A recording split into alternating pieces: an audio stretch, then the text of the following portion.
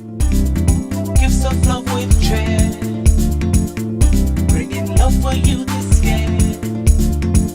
Communion showing that we care, with gifts of love with dread. We're bringing you gifts of love with cheer at the communal. This Christmas, we are your Santa. It's all about sharing the warmth of this season with those you love. Get in on this special loan, taking advantage of great interest rates with no principal payments until January 2022. Share the gift of love. Make it a merrier Christmas with the communal. Exciting prizes for members throughout the promotion. For we are your Santa this Christmas. Offer ends January 31st, 2022. Lending terms and conditions apply. Communion showing that we care, with gifts of love with dread.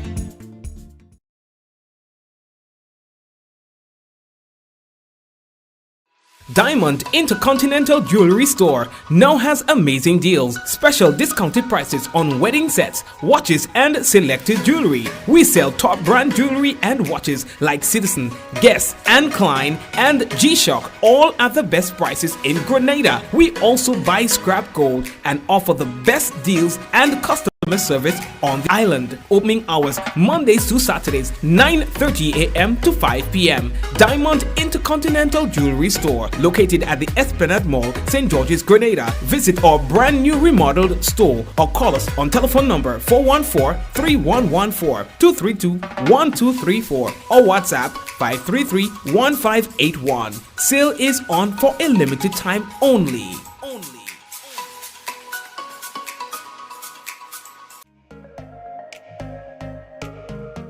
Running low on groceries? Why not visit realvalueiga.com and experience our new online shopping platform? Place your order, then go out and enjoy your day to spend more time with friends and family.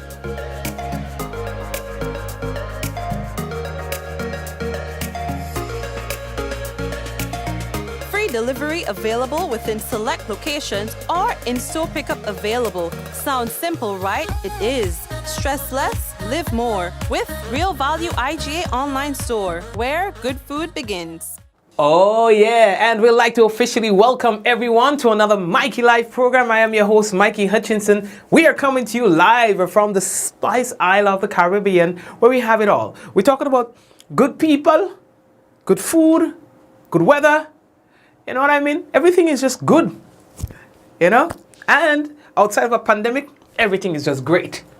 You know, we miss our regular way of life, our normal way of life. But we're going to get there. We're going to get there soon. We're going to get there soon. So again, welcome to everyone. It's another week in the brand new month and the brand new year, 2022. I hope that you had yourself a great weekend and that you are ready for the challenges of this week, because there are going to be many of them. All right. Welcome to those of you who are, in fact, joining us for, the first time. I've been really longing to have you on the program, whoever you are. All right, so let's see what will be making the news for tonight. We can tell you that schools reopened today. We'll talk about that. In fact, we have a special feature for you tonight. We'll be speaking with Daisy Hazzard, who's been in the education arena for about 30 years. You know, she's been an educator. She's made decisions as it relates to the curriculum, and so we will be talking to Daisy Hazzard as a special feature for tonight, because we think it's important to kind of like have these dialogues about the reopening of schools. Missing man has been found. One new COVID-19 death recorded in Grenada from the last dashboard that we received. All right. Now we can tell also that COVID-19 vaccines will be available this week at the various sites across the country. Nimrod Ollivierre to be endorsed as the St. George's Northeast candidate. All right. What else? Yeah, well, the Prime Minister, he'll be having a press conference on January 12th. All right. Maybe we could show up in the press conference in Abid. Maybe we could make an appearance, something like that. We will see about that. Okay. Weekend drug bust. We're going to talk to you about that. And there's again, as we have said, a special feature of Daisy Hazzard. I think one of the things that a lot of people are talking about, 19 people died including 9 children in New York City. There was a fire, boy, and it claimed those lives. It's really tragic. Really tragic. So we're going to talk about that. And we have other things to tell you about on the program. So we want to encourage you to please go ahead and share the business. If you want to share the business, other people get to know that we're live. They too join the program. They like the business, and then they tell other people about the business, and then before you know, the business is businessing. You know what I mean? So, all right. Share the business, folks. We're coming back. We're going to let you know the headlines is brought to you through kind compliments, of course, Grenada Limited, Digicel Nawasa, the Housing Authority of Grenada, Real Value IGA Supermarket. We want to say thank you to all our sponsors, including Superb Distributors as well. So we're taking that break and come back. And remember, someone sharing tonight's program will receive some free credit compliments. Digicel give away almost about $20,000 in cash and prizes today, boy. One woman win $8,000, another Beijing won $4,000, another person won 4 smartphones. You understand? Digicel, yeah, I mean it. Anyway, we're coming back. Take all the time. Share the business. Rich, smooth, delicious, and packed with vitamins that could only be one thing. It's Rika Almond Beverage. Great on its own or a lovely addition to smoothies. So call Superb Distributors on 435-2948 or visit us at Tempe St. George's today. Remember, Rika is life and life is Rika.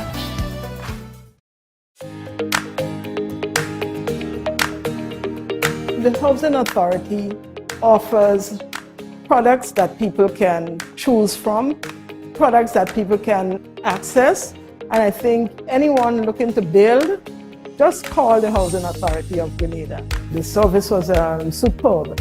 Every step of the way, they collaborated with the owner, they collaborated with the builder. The builder himself was really good. For what I've seen them do, I have to say that from buildings they have done in the past to where they are now, they have come up to speed with modern trends, modern designs, and I think I will advise anybody to choose the Housing Authority of Grenada.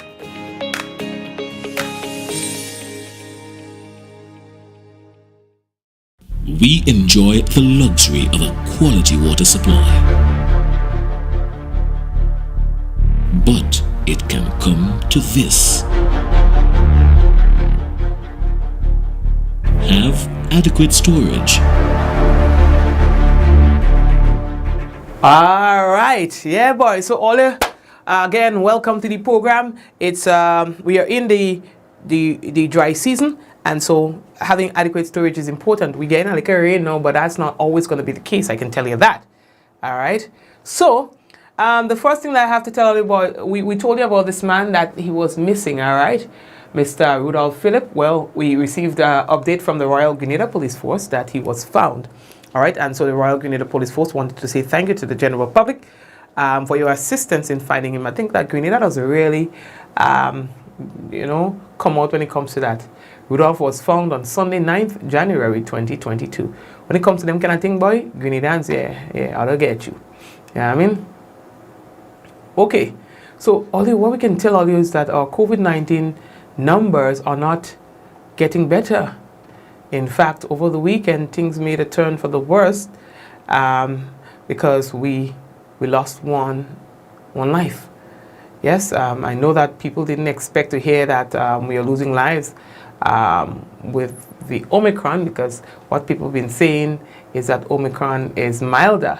But then again, the WHO did warn that you should not go with the thinking that the virus is milder and so on, because it is in fact killing people out there. And so it has claimed one life. It did so over the weekend. It's been the first time for a long time that we had a death. We stopped at 200 a couple months ago. So we now have the cumulative deaths standing at 201. All right. The latest report also shows that there were 30 new cases of COVID-19 that were recorded yesterday out of some 223 tests that were conducted. All right. It now brings the active cases to 1,764. And the cumulative confirmed cases to 7,699, of which there have been 5,735 recoveries. Over the reporting period, there were 2 new recoveries, with 3 persons now hospitalized. Yes, so we see we are going back there, yeah, because the hospitalization numbers are climbing, and then the deaths have started. All right, let's hope probably that will be the only one. As it relates to vaccination, fully vaccinated 36,111, and partially vaccinated 5,719. And to date, 3,638 booster doses have been administered over the reporting period. And speaking of COVID-19, the Community Nursing Department of the Ministry of Health and Social Security is advising the public that COVID-19 vaccines will be available at several centers this week. All right, it goes on from today, Monday, to Friday, 14th January. Please take note. You can check it out at the stadium. Okay, so today, today gone already, but for the rest of the week, vaccination is being conducted at the Kirani James Stadium, Gate B, and all health centers across the island.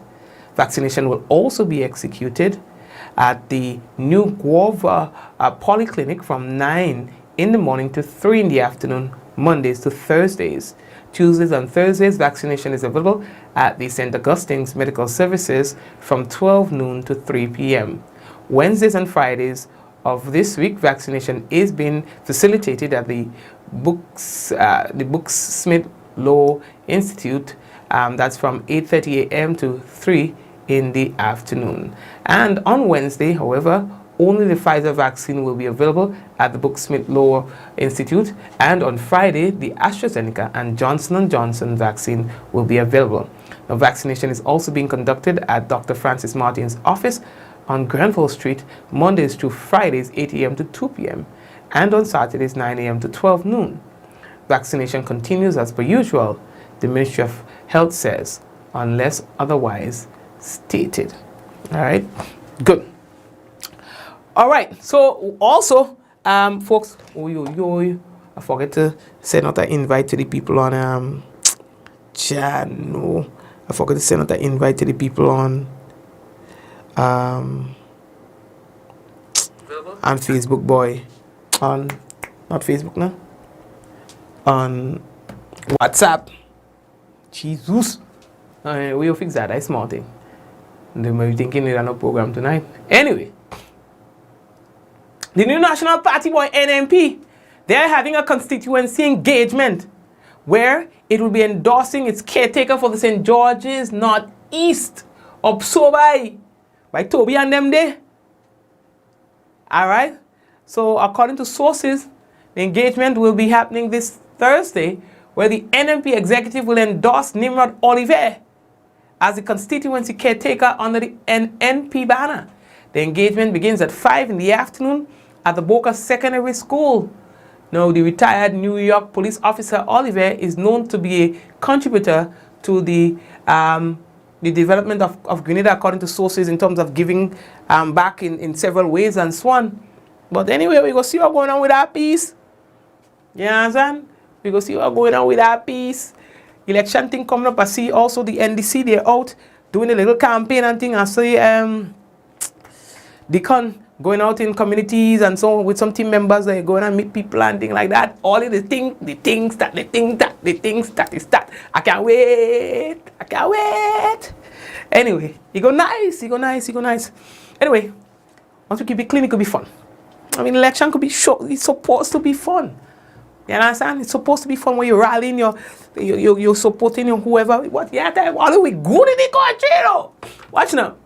Yeah, time, eh? I tell you all of that. I like truth. I could talk about it now. Yeah, time, boy. We had a Beijing who was involved in GULP and thing, eh? So I say, watch now.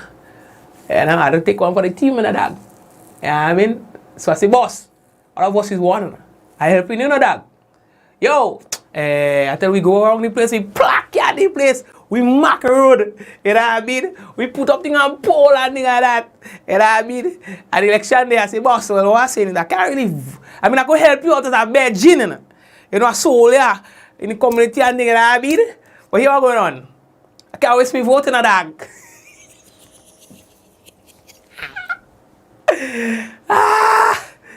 Jesus! You know what I mean? I said, nah, boss, you're not going to help you out there as a soul, as a virgin. One man to a virgin, you know what I mean? But I can't waste me vote. You know what I mean? So I do my part. You know, I am a patriot. You know, and I ram me egg by the church.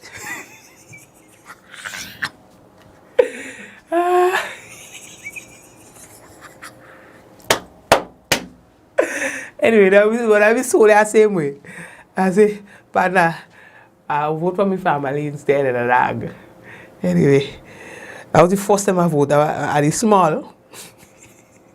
And that was the first time I voted that day, you know, I mean? Like a boy and thing, you know. Anyway, that's a small thing. So, yeah, we moving. What we were saying again? So, going back now. Prime Minister Dr. Keith Mitchell will hold a press conference on Wednesday, 12th January 2022, and that will start at 9 o'clock. Now, the press conference will be broadcast live on JIS and things like that, and Mikey Live and things like that. So what I feel is, you know, we could make a little thing to ask a few questions, you know.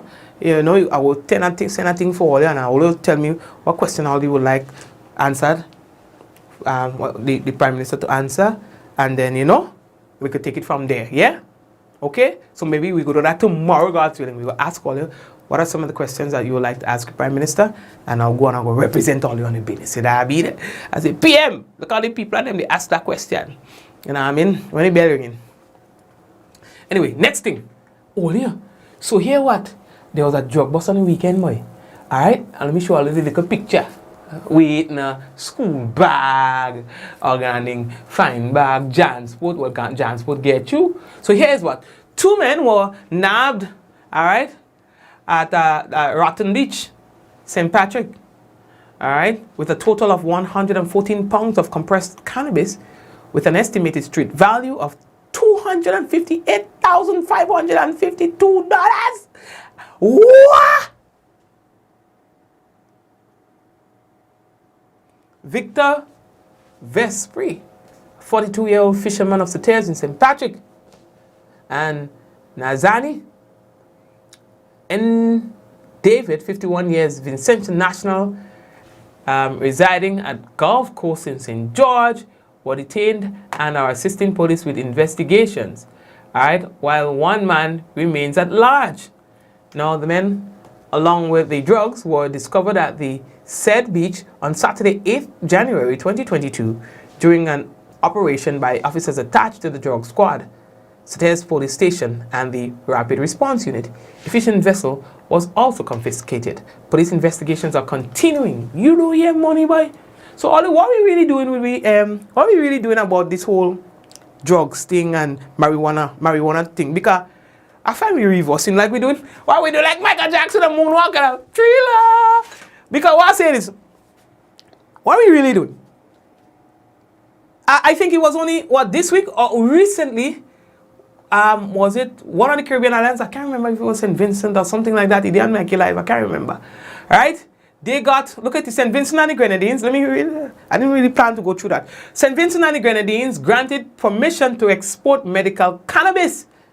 You understand? So where we going? I really want to know where we going. You understand? As we there on that topic. You know, I tell you this like we doing moonwalk. You know what I mean? I ain't hearing much. I know they say that there was going to be consultations and stuff, but we supposed to hit the ground running. Things supposed to be happening simultaneously, so that when everything just go click one day, clack, clack. You know what I mean? Anyway, let's leave that talk. I don't have time for that because what's going on? We have a very special feature for you tonight, so I ain't talking about it again. You know what I mean? So, it was all about the reopening of schools. Mikey, I really want to know what them police do with the drugs when they confiscate. They burn it. They burn the business. Yeah? That's the worst part about it. Listen, when he have become the prime minister of the country, watch now, he having one long line of people who go be accountable. Eh? One long line of people. You understand? Because you have it. Listen, think hard in the country. The government had to do all kind of business with Grand Lake to reduce electricity, try to find ways to reduce electricity. They had to do things with gas to reduce the cost of fuel. They had to do things with all kind of things, all kind of stimulus they had to come up with. And they're taking the marijuana and they're burning it. I'm not even making it up.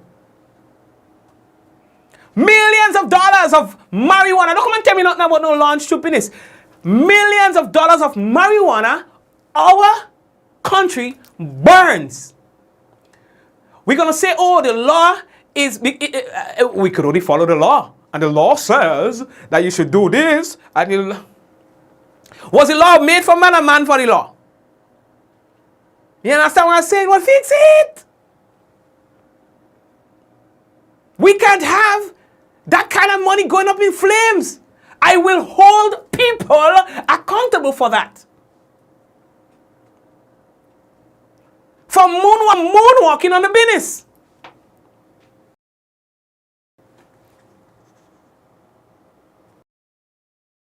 Okay? I don't talk. My system is telling me something there, so that's why I cannot stop. The system says that some viewers are having difficulties. Okay, fixed now. Good. You know what I mean? Yeah, we go have a problem. We have a problem. I'm moving on. Don't moonwalk the thing. So, the nation's schools were reopened today, this morning. Now, the Ministry of Education says that they're acting on the directive of the Ministry of Health. Now, last week we played you a clip from the CMO, the Chief Medical Officer. He was saying, listen, we can't do this anymore. So what is happening to us? That's what he was saying. What is happening to our people? There is no outcry for the students. They are socially deprived. He's saying that we can't continue this. You know, for the sake of the well-being of the children. He says we can't continue this. He's the chief. And if he shares that opinion personally, of course, you would understand where his mind is when it comes to the reopening of schools. So let me put things in context for you. This is, again, the Ministry of Education say that their decision to open schools in the manner that they do or have is largely based on recommendations from the Ministry of Health. So the question of schools. Let me first say this. The thing is, this pandemic has done and is continuing to do irreparable harm to our children. The consequences of this, I am not sure if the Grenadian society is fully aware of and is fully we are prepared. If we are prepared to tackle the social isolation that exists right now, as it relates to our school children. The worsening of the inequities that exist right now with regards to families who have the means and families who have not. All of these things are doing severe damage to our children. This is something that we cannot ignore anymore. And it's not just us. There are countries that have worse outbreaks than ours, and schools are prioritized to open. The thing is, this thing is not going to change tomorrow. It may not change this year.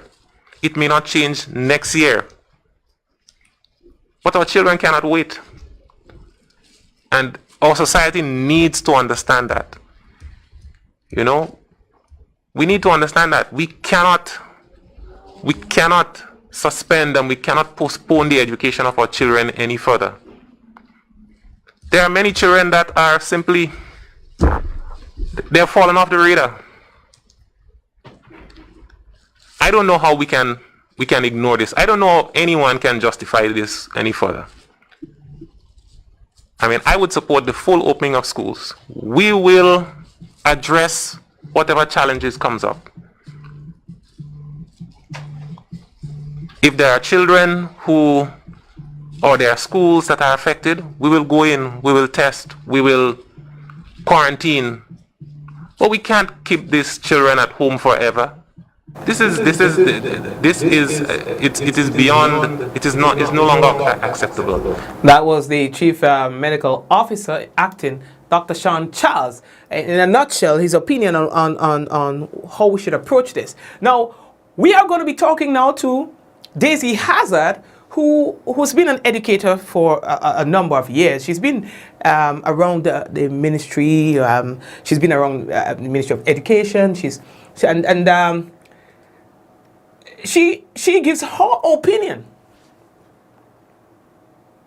on this very set topic, and this is our special feature for tonight. Let's go over. She's waiting. Let's go over to Daisy Hazzard. Daisy, welcome. This is an issue that everyone is talking about now. The fact that the students have returned to the classroom officially today, and as to whether or not it is the best decision to do so. Now, folks, we're having Daisy on the program tonight because she's been in the an educator for many years. She was also one of the curriculum development officers in the ministry, and of course, she's also the public relations officer for the Public Workers Union. Daisy, it's always a pleasure to have you on the program.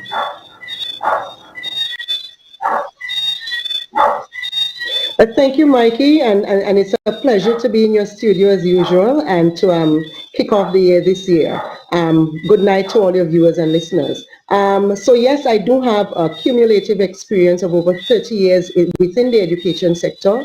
Half of that approximately spent in the classroom, and the other half of that spent within the Ministry of Education and Curriculum Development, other positions within that ministry. So this is my context tonight. Okay, now Daisy, you have heard some of the comments. You yourself have your own opinion with regards to how this thing should be approached. What is your opinion? How do you feel now about children going back to school today in the manner that they did?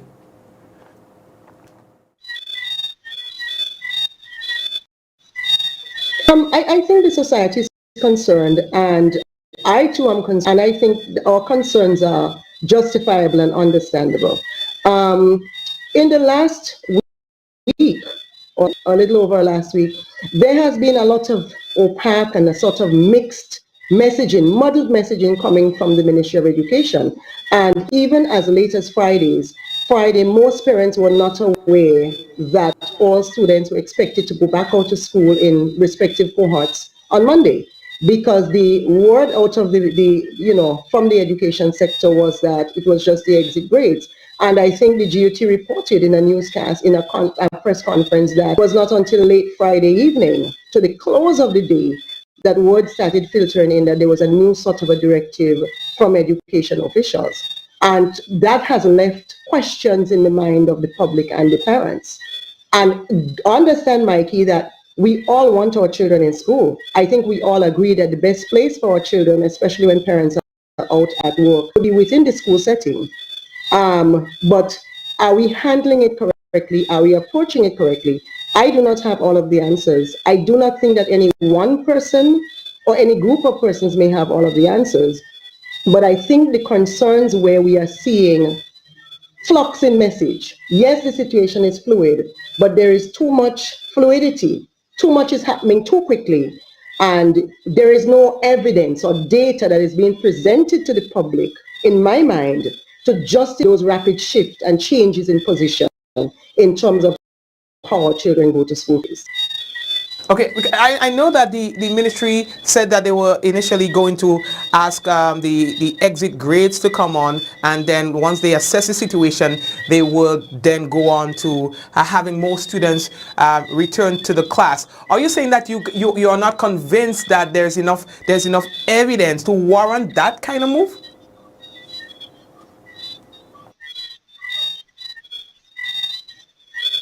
Well, Mikey, I have been paying a keen attention to what is happening, and I have not seen any credible evidence. I have not credible evidence or data presented to sort of justify the rapid shifts that we've seen. Just before schools had to reopen last Monday, the pronouncement or the directive was for exit grades, and I think people were satisfied with that because we have seen it work the end of the year.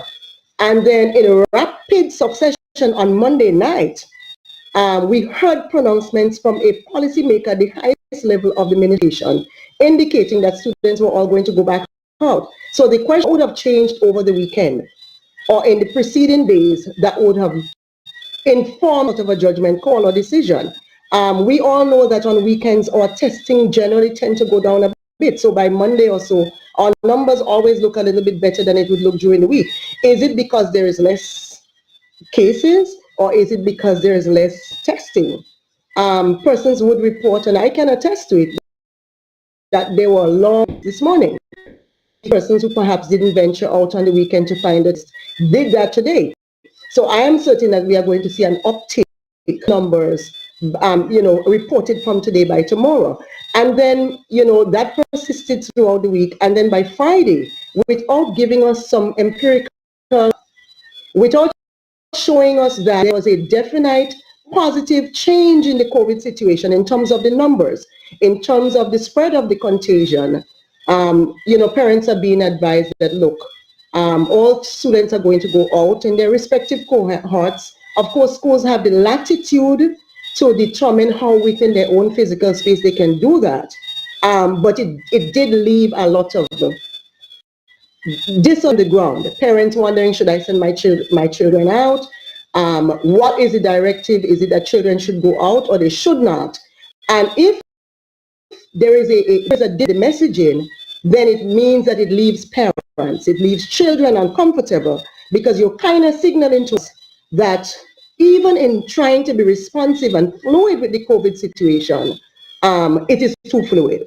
I think the GUT indicated that. One would have thought that you may have seen like a 2-week plan or a 3-week plan to guide the education process at the school year. Because what could change so significantly that could cause us to want to say within a day or two or a matter of days, send the children back out? If we are saying that we are dealing with a variant of the Delta that behaves much like the flu, and we all know, if we can just put an example from when we have the flu that we usually have at the end of Carnival and at the end of December, which is accompanied by an influx of visitors, we know that at this time of the year, the flu ravages through the population, and there is a sort of a time frame within which it does that. So one would have thought that in terms of determining how best to balance and mitigate the risk, in terms of sending our children out to school, those kinds of time frames would have been that, to give concrete and confident messaging that parents and students and teachers could in turn feel comfortable and confident in to respond to. And I think today we saw a lot of parents choosing not to send their students to school. Okay, there was a press conference by the teachers on Friday, by the GUT on Friday, and somewhat they alluded to the fact that they are not comfortable with the students going back out to the classroom. I don't know if you're privy to it, but what kind of relationship exists between the Ministry of Education and the Union of Teachers? Because one would have thought that at this such a serious issue affecting the students, that they can sit on the table and iron out these issues, so that at least we are in one accord and that we are approaching this in a unified manner, rather than one is happening on one end and the other is happening on the other end.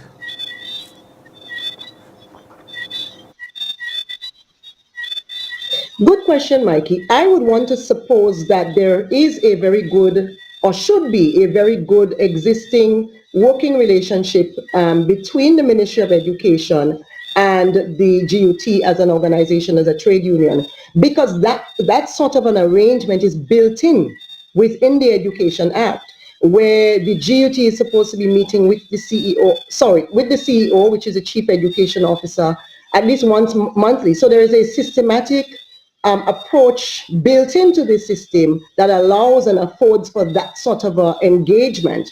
And one would think that even in the context of an ongoing pandemic, that engagement would be even more what from the duty, that press conference that is that the duty was able to point us to some very basic, some baseline statistics and data. And from my own inquiries, that survey was created by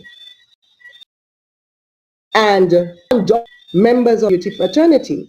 And I've been trying to inquire from an official education standpoint, do we have any surveys? Do we have any template that seeks to capture information on our student population when they come to school and what happens to them in respect of the COVID contagion? The GOT has seemed to have gone ahead and done that. And so that is why they were able to say to you in one school, the numbers I think were in the 40s, 44 on Monday, and by Friday it was 11. In another school, it reduced again by about 40 or more.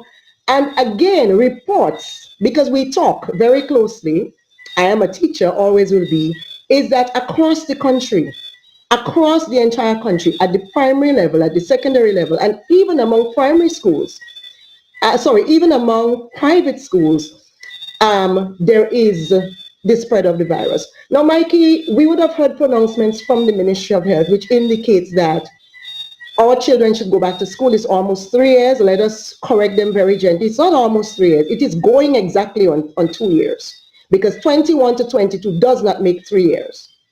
And that no one can justify keeping our children home for this long. But every other situation that we have to deal with in the society, we are told it's an ongoing pandemic, and so therefore conditions are changed.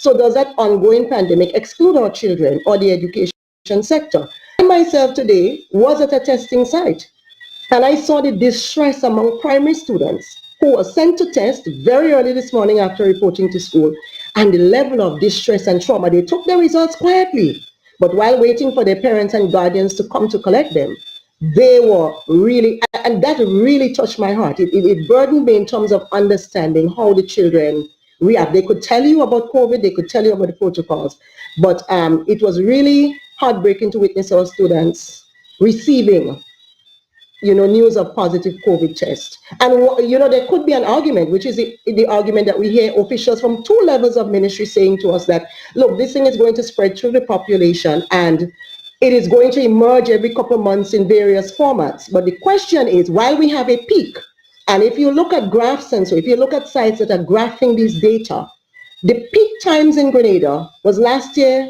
July, August, September. It tapered off into December. And right now that graph is almost back up to the August, September points.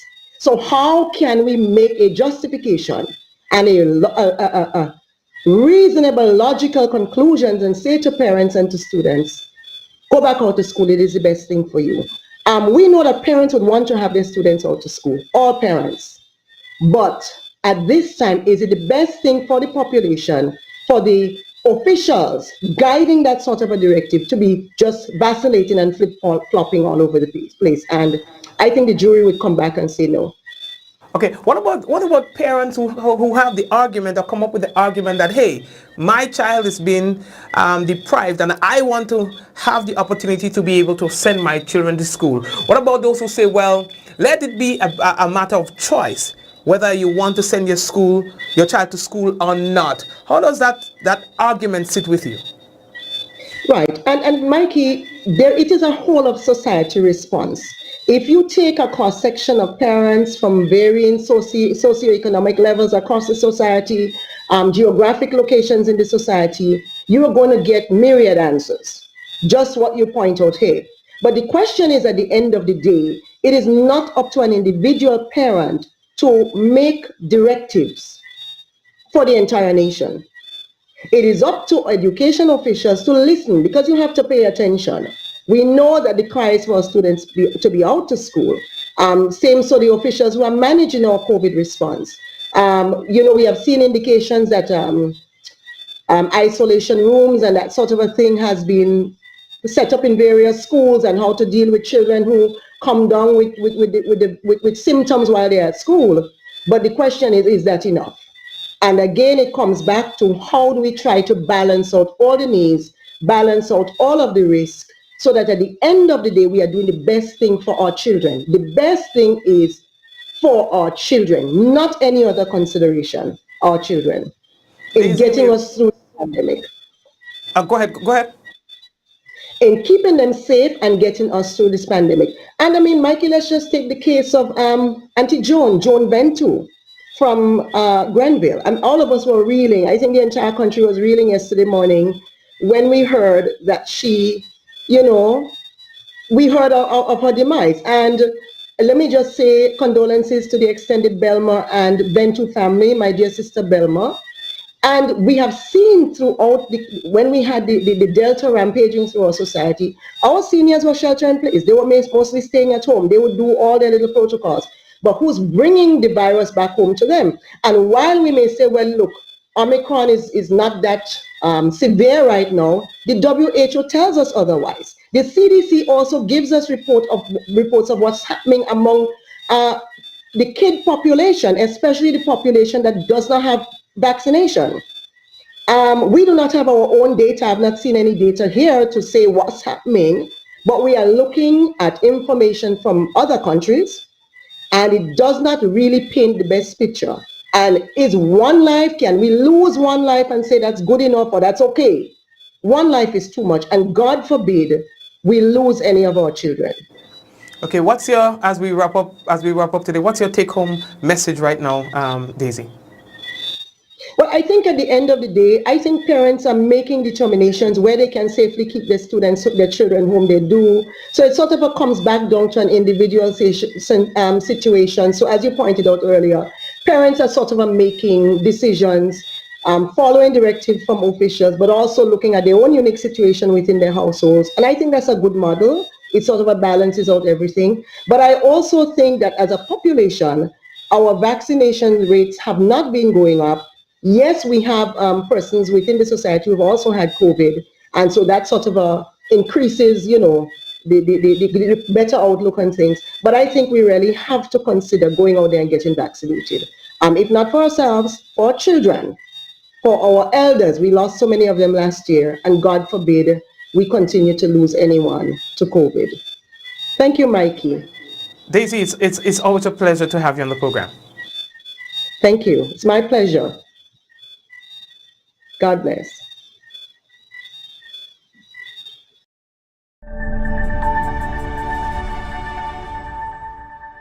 Oops. All right. So thank you again. So you get a sense of how she feels about that, and I guess as much as the sentiments of many Grenadians as well. And you would find, folks, I mean, you just go out there and find that there are people on both sides of this argument, people for and against the whole issue of students going back into the school environment. At the end of the day, you are the parent. You need to make that decision. You need to make up your mind, understanding what it means for your child to be or not to be in school. Yeah? But I just hope that as a people, we can come together and agree on some of these important things. Because the errors that we make today may not be reversible. The mistakes that we make today may have long-lasting implications. So whenever we give our opinion, whenever we speak, whenever we are engaged in these kind of discussion, it must come from a genuine place. Whenever we are attempting to influence others, when it comes to making a decision as important as this, it must come from a genuine place. Although we have so much more to talk about in the program, but I see that we're running out of time. You understand? So let me take a break. We are national report, weather, and then some of the things I could probably share with you tomorrow because they are not time sensitive. And in a while we take that break, we will check for the dashboard because it usually comes up around this time. But this is a very serious situation. But before we go there, one of the big stories happening today, boy, is that apartment building fire in New York, claimed several lives. 19. They say it's due to a malfunctioning space heater.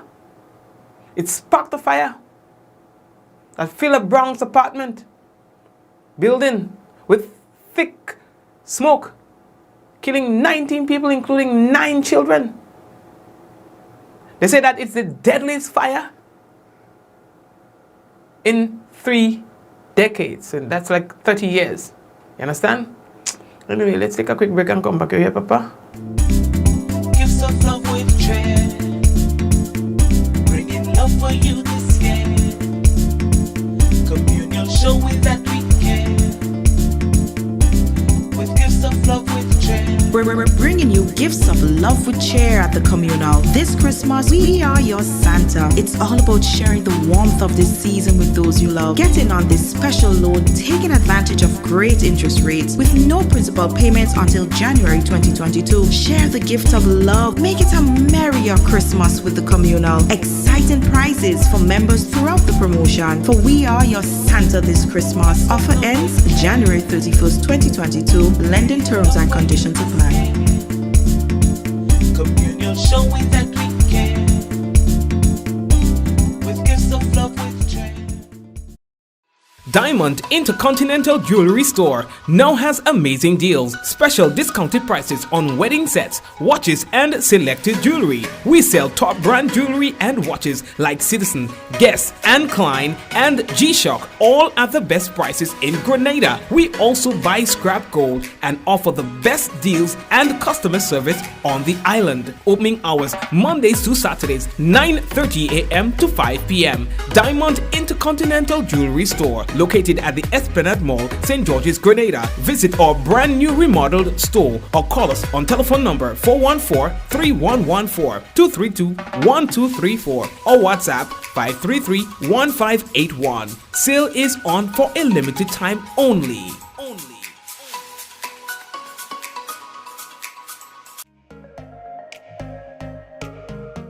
Running low on groceries? Why not visit realvalueiga.com and experience our new online shopping platform? Place your order, then go out and enjoy your day to spend more time with friends and family.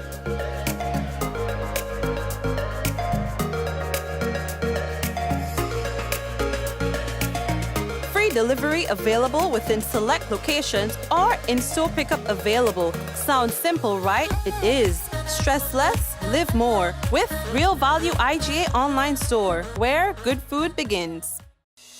Rich, smooth, delicious, and packed with vitamins that could only be one thing. It's Rika Almond Beverage. Great on its own or a lovely addition to smoothies. So call Superb Distributors on 435-2948 or visit us at Tempe St. George's today. Remember, Rika is life and life is Rika.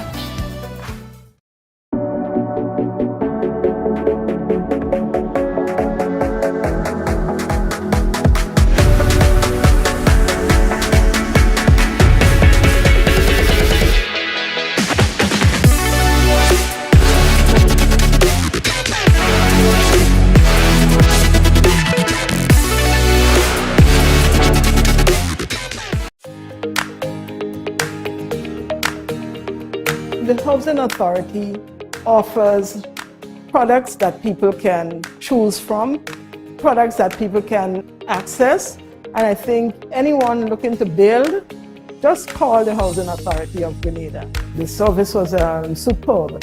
Every step of the way, they collaborated with the owner, they collaborated with the builder. The builder himself was really good. For what I've seen them do, I have to say that from buildings they have done in the past to where they are now, they have come up to speed with modern trends, modern designs, and I think I will advise anybody to choose the Housing Authority of Grenada.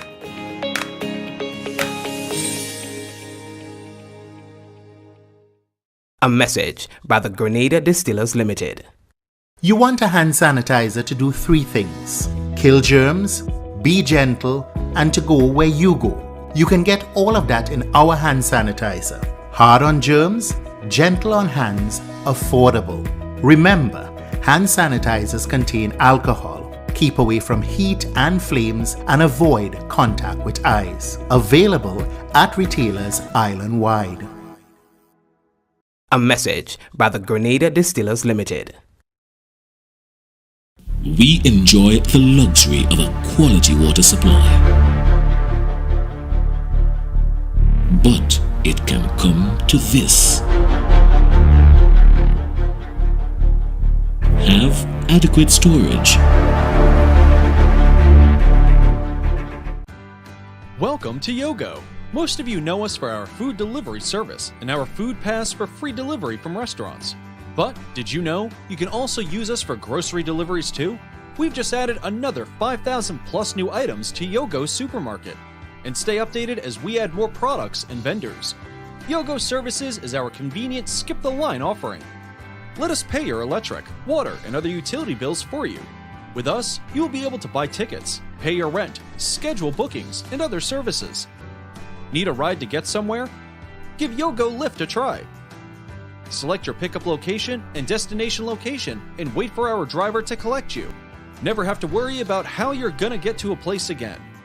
Please see website or app for our service locations.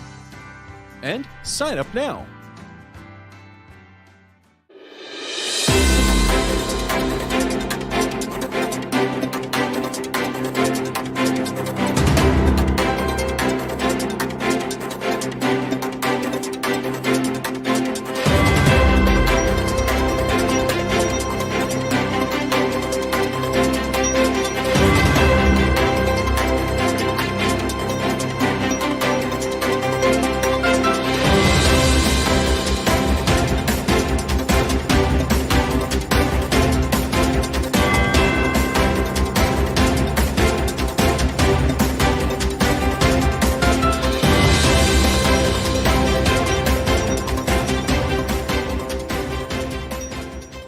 Ministry of Health says the health and safety of workers will be given priority as the country's fight against COVID-19 continues. We'll have details to this story and more in the National Report.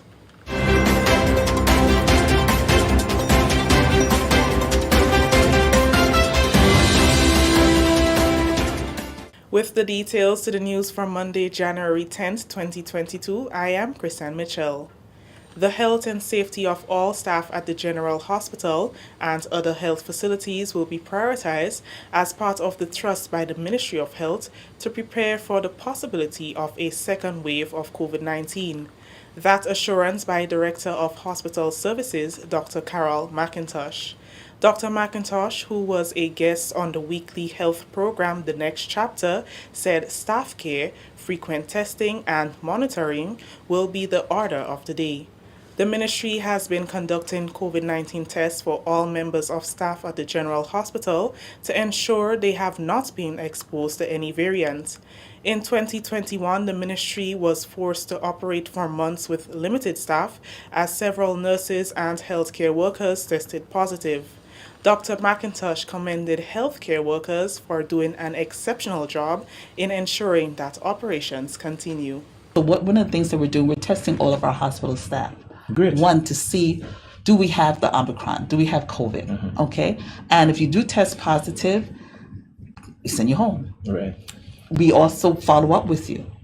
We also have the kits available that if we have to send you home and perhaps you have hypertension, diabetes, or as myself, a little bit overweight, some of those different comorbidities that impact further when you have COVID. We give you the kit and the follow-up. Right. That's what we're doing for our staff because it's important to protect them because we can't have COVID in the hospital because our patients would succumb.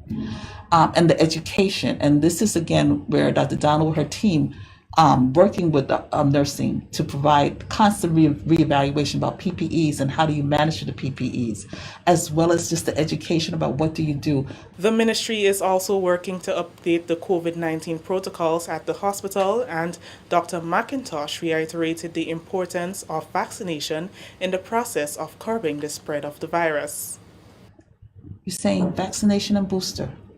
Now, there's no mandatory.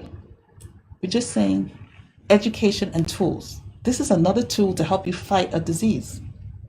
Just as we give you tools for aspirin, we give you antibiotics, etc., this is another one. So there should be no question about, I need this because I need to protect me, who in turn will protect my staff, who in turn protect my patients, who in turn protect my family. So we're doing a lot of that. And then, as you said, teams are starting out for us to go back out into the community to do testing and vaccinations. The first phase of remedial work has commenced at the building that houses the government printery. A visit to the facility was recently conducted by Infrastructure Minister Senator Norland Cox, Labour Minister Honourable Peter David, and Labour Commissioner Cyrus Griffith. The GIS team visited the project on Monday and spoke with Desmond John of Sunrise Construction Company about how his company will address the problem of leakage. The scope of works is to build a false roof on the existing roof to alleviate and take away all the water that will be falling on the roof. It includes some concrete beams on top the existing concrete roof that's there for futuristic development, and on that we will do some rafters, 2x6 rafters, purlines, galvanized, and some spouting and dung pipes. So as fast as water fall on the roof, they will have a speedy runoff, which will alleviate the problem where there is ingress of water inside the building currently. Manager of the government printery, Christopher Conwall, says seeing the workmen physically on site addressing the issues is welcoming, as the leaks in the roof have been adversely affecting the ability of his team to produce their fullest potential. We have made the call for remedial work to be done, and we are now very glad and excited to know that work has started in earnest, and we hope that this resolution and this solution that the government has put in place will once and for all solve the problem. President of the Public Workers Union, Brian Grimes, is pleased with the speed at which the government has moved to rectify the problem. There was no other course because as the footage would show, it's a very, very severe matter, and they stated that they would act. A number of ministers came and they are in agreement with the union that the conditions need to be improved and better. And today, Monday, we are seeing that work has commenced. So they are starting on the roof. There are a number of things to be done. So it must be done in stages, right? So it seems as though the first thing they are doing is ensuring that the water that comes into the building is alleviated. So they're going to fix that. The union is extremely concerned about the air extractors, which will limit the amount of chemicals in the air where the workers operate. So, but one thing has to be done at a time. Everything cannot be done simultaneously. But to put it succinctly, the Grenada Public Workers Union and the workers are pleased that the government has taken the initiative to speedily act on the problems they face at the workplace there. Stay with us. The news will continue after the break. Tantik! Tonga! Alright, big more say, moving out, let's move now. I took my best shot to keep Grenada moving. Driver, let's move. A message from the Ministry of Health. Welcome back. Madeline Batiste, General Manager of Spice Fashion and Design Cooperatives, Grenada's first youth garment production facility, says the aim for 2022 is to market the factory to ensure greater sustainability. Since the launch of the facility in August 2021, employees have been working to meet deadlines for school uniforms, curtains, and other small productions. Ms. Batiste says more promotion of the facility will be done this year to attract bigger firms so that the true potential of the workers and factory can be realized. So far we have if you can see, we are very busy. We have a deadline to meet, and we are doing some uniforms for our government sector. And after this, we're trying to see if we can do some independent garments. We are going out to see if we can market here and see if we can get key sectors to come on board with us in forms of uniforms. We are trying to, the health sector, the security sector, and other sectors we think that, would come on board with us that would make this sector sustainable. More than 20 young CBQ certified persons are currently employed at the facility following training by the National Training Agency, which oversees the general operations and management of the factory. Head of the production unit, Onika Clark, says the team left its mark in 2021 and is confident 2022 will be no different. We continue to work on school uniforms. We did some school shirts, skirts and pants. We also did bags for people who came in. We did pencil cases. We do different sizes of pencil cases, and walk-in came in for bonnets and also, so we pushed that in also. During the Christmas season, we tried to do some curtains and some throw pillows. We did aprons also. Worker Salisha David is pleased so far with the experience. It has been a great experience for me. It taught me a lot of things. One of it is how to sew better. I learned how to do certain things, certain styles, the experience is working with different people with different personalities. My goal is to make sure I learn to do all the operations, not only in shirts, but in skirts, pants, and whatever else to come, because we won't be only sticking on shirts and skirts, but to learn to sew everything else. We recently did curtains. I had a taste of it, and it was good. Finally, in the news, Grenada's Minister for Fisheries says she wants to revamp the ministry and address the staffing shortage as a matter of priority. During a recent interview with the Government Information Service, Honorable Yolande Bain-Hosford said inadequate staffing created bottlenecks that prevented a seamless operation in the ministry.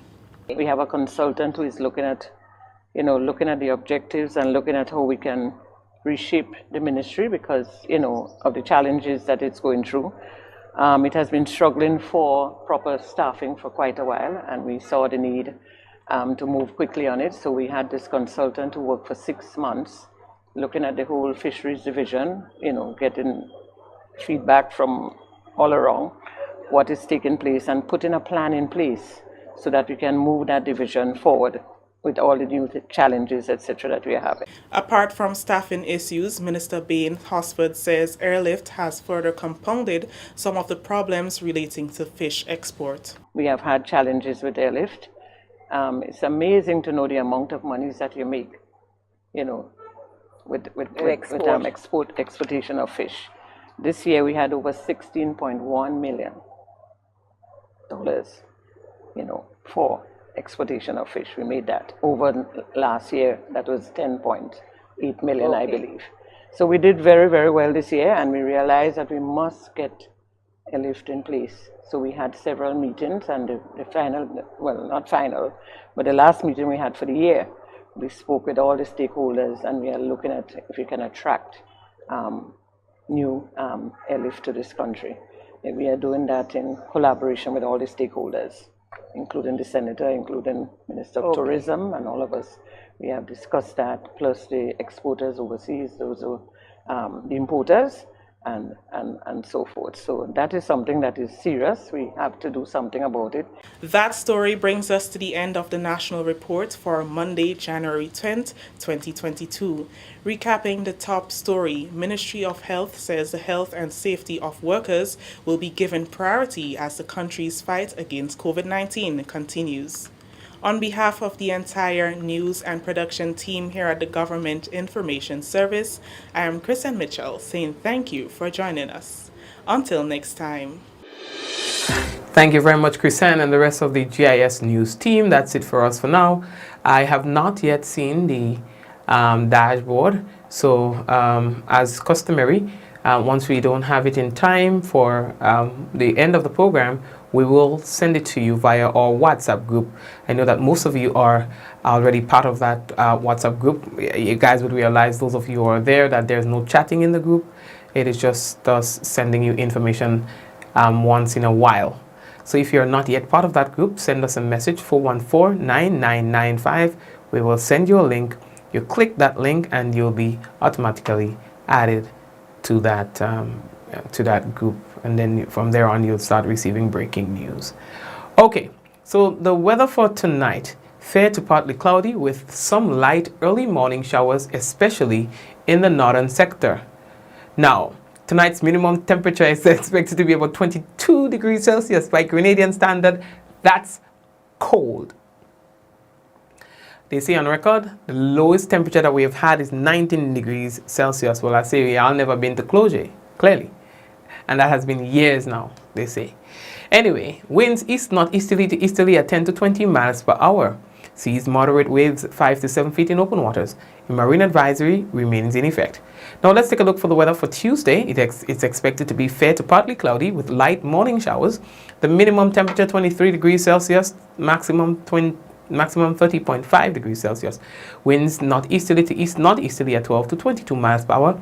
Seas moderate, waves 4 to 6 feet in open waters. And that is it for the weather. Alright, so again, send us a message if you are not yet part of our group, and the other members can testify that there is no chatting in that group at all. Like we have disabled that feature altogether. So all you get in there is breaking news. Alright, so that's it for now. And we'll touch base tomorrow, God's willing, again. Before we go, we'd like to say hello to those of you who are currently locked in on YouTube. Blessings to you.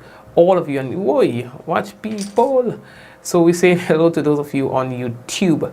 All right, let me see. It's Clovey, Marsha, Anshel, Velma, Sapphire. It's Clovey. YouTube block your message and then by. Who else? And everyone else, man. Blessings to you. All right, on YouTube. And those of you who are on Facebook, would like to say hello to you as well. God blessings to you and your family. All right. Gloria. Gloria, hello, how are you? Gloria Boney, Alistair Jane, Shireen, Kireen, Ezran, Allah, the entire Rolanda, Joycelyn, Ansha, Teresa, the whole crew, the usual suspects. We are saying hello to you guys, all right? All the time, always here with us. Charmaine, Mikey, thank you. Mikey, how is Nathaniel? We haven't seen him in a minute. He's there. He just was knocking on the door because he says, Daddy, Daddy, Daddy, let's go in the supermarket. Okay, Zaka is with us as well. Panacho one tancho mamiliade. I give him a little spanking because he took a crayon and he marked the studio walls. You know, so I give him a little spanking. Hey, the man put me in my place. Daddy! Daddy! I don't know what language he's speaking. You know, but he decided not. He put him in my place anyway. He's a good me for it till I grew up in Guelph. Just had to know that. Della. I put him in long and greater. I grew up in Guelph. So, yeah. I just waiting for him to get a little bigger. You know? God, I want police go with me. But I want to challenge me. He's only 2. And to challenge your father? Okay. We'll find out. Rose. Mishi. You know? Rolanda, Gemma, Jude, Spice Girl, Kimo, Shamsi, Wendian, Ruby, Cynthia, Charmaine, and everyone else. Take care of yourselves. All right, God bless you. Let's go. In 5, 4, 3, 2, 1, we all say, Ja! No, take care.